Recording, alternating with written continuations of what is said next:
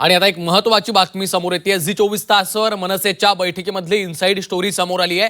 Shiv Sena UBT अपेक्षित मदत मिळाली नाही। मनसे पदाधिकाऱ्यांनी राज ठाकरे यांच्याकडे तक्रारी केल्यात। आता तक्रारी नकोत, कामाला लागा अशा सूचना राज ठाकरे यांनी दिलेल्या आहेत। मनसेची राज ठाकरे यांच्या उपस्थितीमध्ये MIG क्लब इथं बैठक झालेली आहे आणि या बैठकीत मुंबई महापालिकेची निवडणूक पार पडल्यानंतर राज ठाकरे यांनी निवडणुकीचा आढावा घेतलेला आहे। राज ठाकरे यांनी पदाधिकाऱ्यांच्या सोबत संवादही साधला। यावेळी पदाधिकाऱ्यांनी त्यांच्या मनातली खदखद व्यक्त केली आहे। आपल्याला योग्य जागा मिळाल्या नाहीत, शिवाय मिळालेल्या अनेक जागांवर ठाकरेंच्या शिवसेनेकडनं मदत झाली नाही।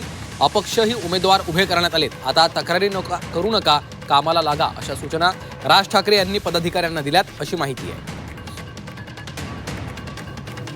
आणि या संदर्भात अधिकची माहिती घेऊयात। आमच्या प्रतिनिधी मनश्री पाठक सध्या आपल्यासोबत थेट जोडल्या गेलेल्या आहेत। मनश्री, मनसेच्या बैठकीमधली इनसाइड स्टोरी आपण पाहतोय। शिवसेना ठाकरे पक्षाची अपेक्षित मदत मिळाली नाही असा पदाधिकाऱ्यांचा सूर होता। अशा संदर्भातल्या तक्रारी देखील राज ठाकरे यांच्याकडे करण्यात आलेल्या आहेत। काय नेमकं घडलंय?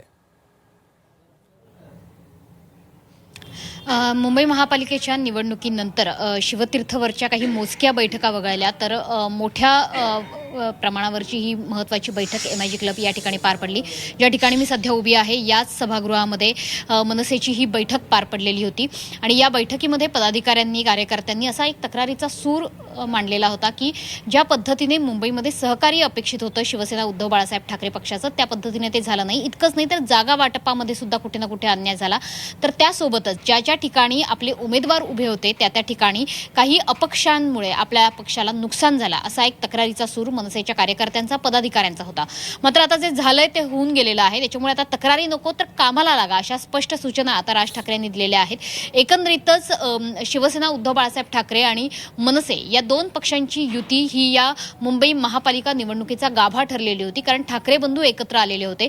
ठाकरे बंधूंमध्ये जागा वाटपावरनं कोणतीही चर्चा ही फिसकटलेली नाही, तर अतिशय उत्तमरित्या जागा वाटप झालेलं आहे अशा पद्धतीची प्रतिक्रिया, अशा पद्धतीची वक्तव्य ही सुद्धा त्यांच्या नेत्यांकडून देण्यात येत होती। तर जागा वाटप हे समन्वयानं कसं झालेलं आहे हेच वारंवार सांगण्यात येत होतं। मात्र निकालानंतर या वक्तव्यांमध्ये काहीसा बदल झालेला आपल्याला बघायला मिळतो आहे। कुठेतरी नाराजीचा सूर मनसेतून ऐकू येतोय, कारण मनसेच्या ज्या जागा जास्त निवडून येणं अपेक्षित होतं मनसेला, त्या जागा निवडून आल्या नाहीत। काही जागा अगदी कमी फरकानं दुसऱ्या क्रमांकावर राहिलेल्या आहेत।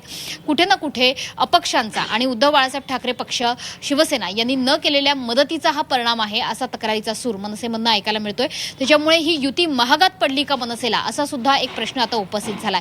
दुसरा मुद्दा म्हणजे वारंवार ज्या चर्चा राजकीय वर्तुळात सुरू झालेल्या आहेत ते म्हणजे भाजपसोबत जाण्याच्या किंवा महायुतीला पाठिंबा देण्याच्या मुंबई महापालिका सभागृहामध्ये। तर त्या दृष्टीने कोणतीही चर्चा, कोणताही विषय नाही अशी स्पष्टोक्ती राज ठाकरे यांनी एका बाजूला केलेली आहे।